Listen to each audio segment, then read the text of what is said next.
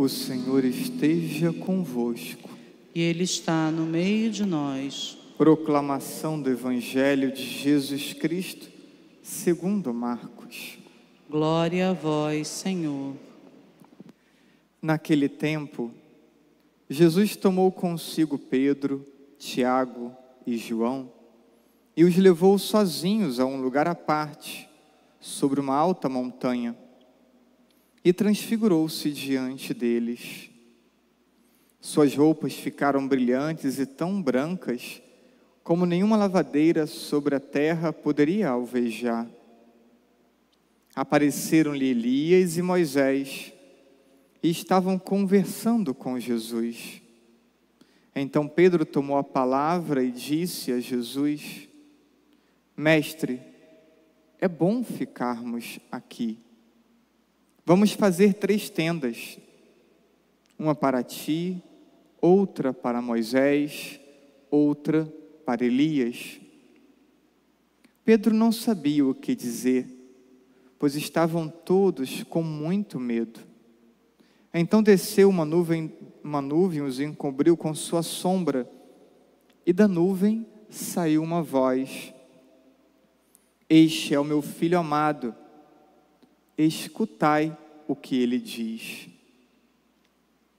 E de repente, olhando em volta, não viram mais ninguém, a não ser somente Jesus com eles. Ao descerem da montanha, Jesus ordenou que não contasse ninguém que tinham visto, até que o Filho do Homem tivesse ressuscitado dos mortos. Eles observaram essa ordem, mas comentavam entre si o que queria dizer ressuscitar dos mortos. Palavra da salvação. Glória a vós, Senhor.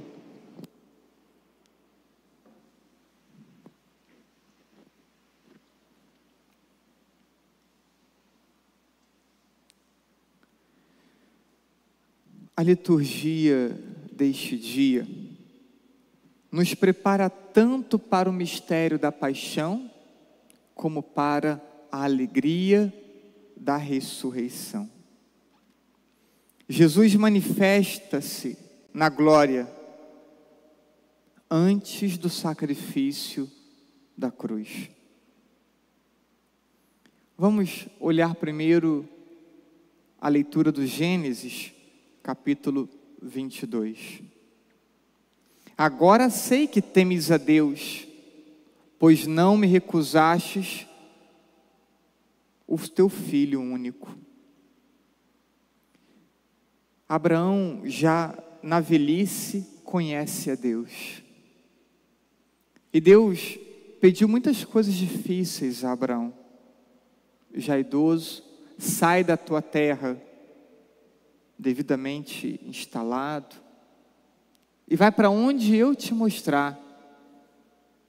Sem segurança, sem saber previamente para onde iria, parte Abraão. E Deus promete a Abraão que ele então teria descendência numerosa, aquele homem idoso com uma esposa idosa estéril. E Abraão confia. E nasce o seu filho. E agora, esse filho já um tanto crescido, Deus pede o sacrifício desse filho único. E sai então Abraão, em silêncio, coração partido, semblante talvez desconcertado. Parte com a lenha, com o punhal, com o necessário para atear o fogo, e com o seu filho. E caminham um trecho, um tanto quanto longo, em direção ao local onde se realizavam os sacrifícios. E ele ainda escuta o filho perguntar: Pai, tem a lenha, tem o fogo, mas cadê a vítima? E Abraão ainda guardando o silêncio. E chega ao local do sacrifício, prepara tudo, talvez tenha amarrado o seu filho. E na hora do sacrifício, então, Deus lhe propõe que não faças mal ao filho. E aí, Deus fala isso a Abraão: agora sei que temes a Deus, pois não recusaste o teu filho único. Eu te abençoarei. Deus abençoou Abraão pela tua fidelidade. Deus abençoou Abraão porque Abraão não recusaste nada a Deus.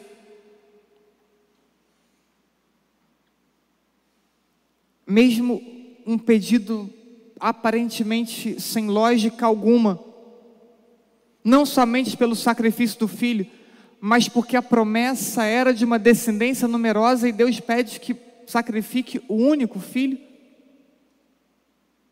Parece lógico pelo sacrifício do filho, parece lógico porque a promessa era uma descendência numerosa, mas contra toda lógica, a fidelidade de Abraão. E por conta de sua fidelidade, eu te abençoarei. Deus colocou a fé de Abraão à prova. E Deus já colocou e colocará a nossa fé à prova muitas vezes. Deus o abençoou pela sua fidelidade. Mas nós, você e eu, queremos a bênção de Deus,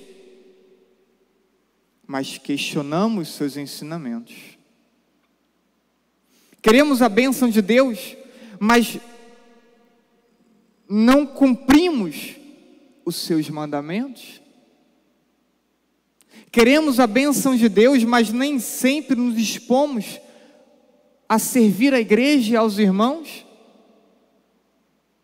Queremos a bênção de Deus, mas resmungamos, reclamamos, nos revoltamos contra Deus frente aos obstáculos, aos sofrimentos, aos problemas da vida, por vezes grandes, por vezes pequenos.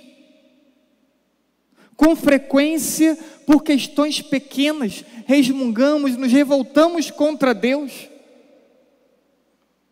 Como crianças, parece que basta a nossa vontade não ser realizada plenamente, ou não ser possível realizá-la, que nos revoltamos. Mas queremos as bênçãos de Deus. Parece que não importa escutá-lo, obedecê-lo. Parece que ele tem obrigação de nos servir. É preciso aprendermos com Abraão a confiarmos totalmente em Deus, mesmo contra toda lógica humana, mesmo contra toda nossa vontade. Confiar em Deus? Que fé é essa? Que só quer confiar e crer quando nos convém? Quando não é exigente para nós? Que fé é essa?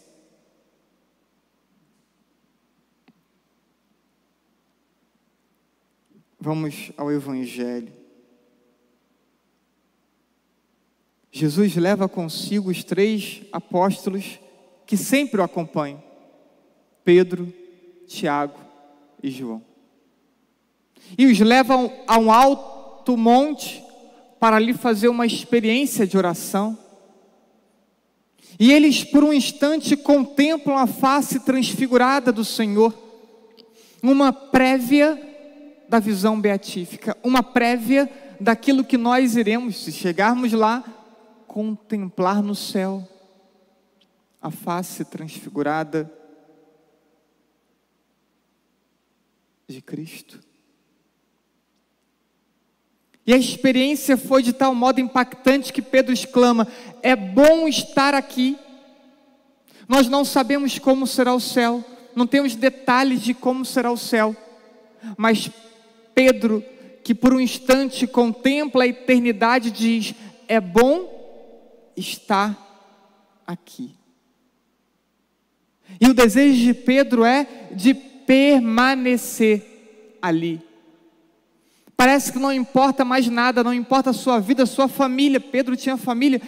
É bom estar aqui e quero permanecer aqui.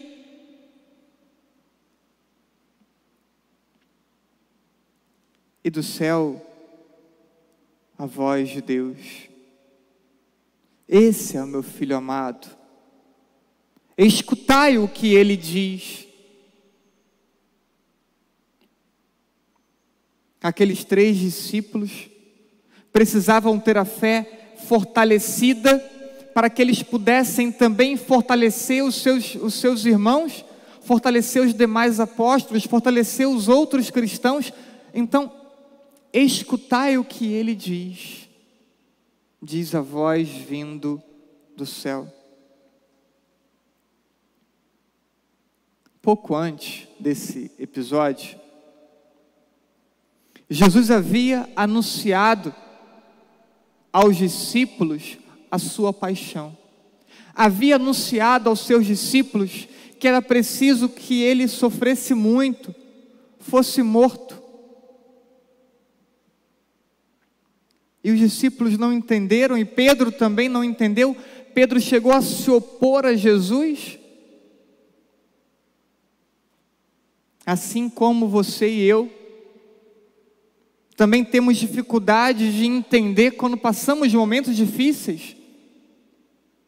Nem sempre temos respostas para as nossas dificuldades. Como Pedro não conseguia entender por que Jesus tinha que sofrer e morrer. E agora, possibilitando a eles esse momento de contemplação da glória, então Jesus ajuda eles a compreender que o caminho para a glória passa pela oferta total de si mesmo na cruz. O caminho para a glória passa pela cruz. Diga uma só pessoa que vocês conheçam que não tenha experimentado o sofrimento, que não tenha experimentado dificuldade. Cite um só nome. Não importa se é rico ou se é pobre. Em algum momento, ou em muitos momentos, experimentaremos as dificuldades da vida. E agora então, contemplando a glória, Jesus ajuda aqueles discípulos a terem tal entendimento. A glória, chegar à glória, passa pela cruz.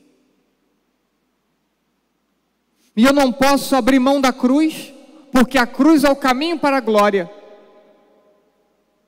Não adianta me revoltar, não adianta querer negar a cruz, porque ela é o caminho para a glória. E assim, nessa dinâmica da oferta total de si mesmo na cruz como caminho para a glória, Jesus ensina aqueles apóstolos e ensina também a nós a necessidade de agirmos como corredentores com Cristo. Corredentores com Cristo. E sim, é possível sermos corredentores. Na verdade, essa é uma proposta cristã para todos nós, sermos com Cristo corredentores, sermos com Cristo homens e mulheres que promovam a salvação, que sejam instrumentos da salvação de Deus para o outro. E essa corredenção passa por esses momentos difíceis de nossa vida. São Paulo entendeu perfeitamente isso e disse: completo na minha carne o que faltou à paixão de Cristo. Completo na minha vida o que faltou aos sofrimentos de Cristo. Não que a obra da salvação tenha sido incompleta, mas quando eu me uno à cruz de Cristo, para aquelas pessoas então que convivem comigo, elas encontrarão Cristo no meu sofrimento, porque o meu sofrimento está em plena comunhão com as dores de Cristo. E ali então eu dou significado ao meu sofrimento, eu dou significado à minha dificuldade, eu dou significado à minha dor. Não é em vão que eu passo por isso. Eu me uno ao sofrimento de Cristo e eu torno o meu sofrimento também um caminho de salvação, não apenas para mim, mas para as pessoas que convivem comigo. Quando eu suporto, quando eu não reclamo, quando eu não murmuro, quando eu oferto toda a minha vida.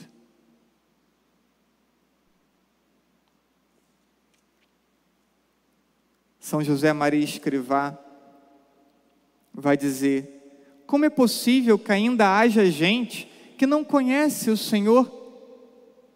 Insistias. E eu te respondi convicto: temos a culpa. Nós somos os culpados, segundo o santo, porque tantos não conhecem o Senhor. Fomos chamados para ser corredentores. E às vezes, melhor, muitas vezes, não correspondemos a essa vontade de Deus. Forja número 55.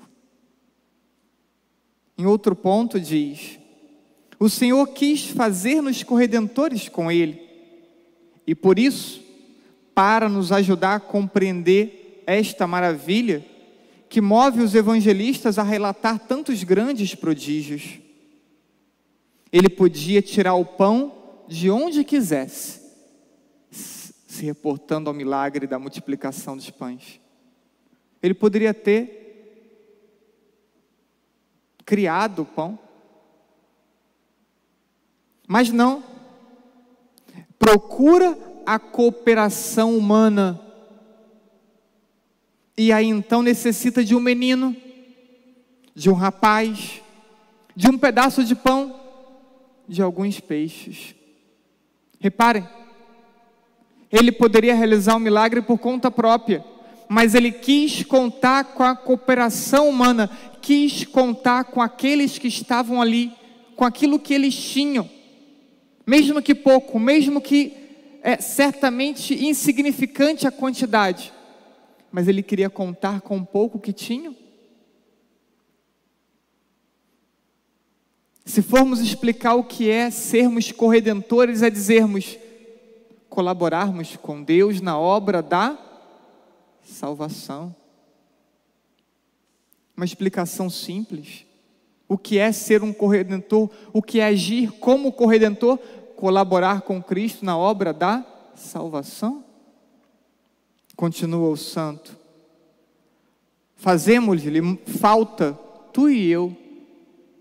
Escutem os que andam sempre ocupados para Deus. Fazemos falta, diz o santo, tu e eu. E é verdade. Eu repito isso com frequência. A igreja cresce quanto mais pessoas entendem que é importante partilhar a vida.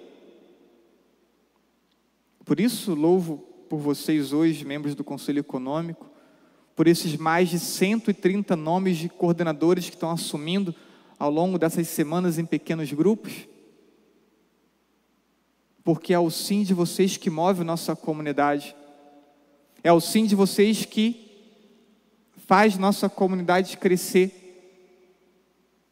é o sim de vocês que serve como testemunho para muitos que ainda não são capazes de dar o sim a Deus, à igreja e aos irmãos, porque estão sempre ocupados com suas vidas particulares. Continua o santo: fazemos-lhe falta tu e eu, e é Deus. Isto nos há de motivar a sermos generosos nas nossas correspondências à graça de Deus. Saber que Deus quer contar conosco. Pensa. Deus quer contar comigo. Fala, repete.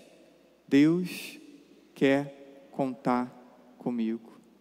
Mais uma vez. Pensa nisso. Deus quer contar comigo. Deus quer contar com cada um de vocês para que a obra de salvação continue acontecendo na vida de muitas pessoas. Como Ele vai se tornar conhecido na vida de vocês, na forma como falam, como se comportam, como agem, como rezam. Ser corredentor com Cristo é cooperar com Ele com total generosidade na adequação de nossa vida a seus ensinamentos e total doação de nós mesmos ao serviço da igreja e dos irmãos. E quando passamos privações e dificuldades, importa lembrarmos do que nos disse São Paulo. Os sofrimentos do tempo presente não se comparam com a glória futura. As dificuldades que passarmos hoje não há comparação com a eternidade no céu. Por isso a experiência do Monte Tabor, para que na hora que eles vissem Jesus abandonado, flagelado e morto, lembrassem: os sofrimentos desse tempo não se comparam com a glória do céu.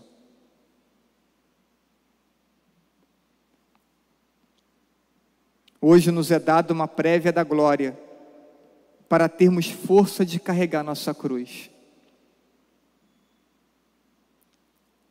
Carregarmos a cruz rumo à vida eterna e entregar toda a nossa vida a Deus. Contemplar a glória de Deus é um alento em meio às dificuldades. Contemplar a glória de Deus é um alento em meio a tanta dificuldade e por vezes dor que aperta tanto o nosso coração.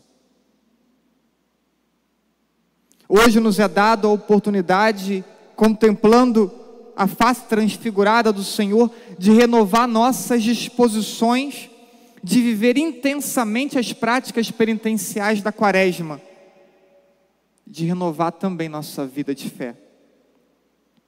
Não desistamos. Deus conta conosco. Amados irmãos que hoje assumem a administração da paróquia e da capela, juntamente comigo. Não desistamos, Deus conta conosco. O caminho, não somente para vocês, o caminho para todos nós, será sempre difícil. Alguns momentos da vida mais difícil que outros, mas o caminho será sempre difícil. Mas o céu nos espera. O céu nos espera. E pelo céu enfrentaremos e superaremos todo e qualquer momento difícil de nossa vida. O céu nos espera.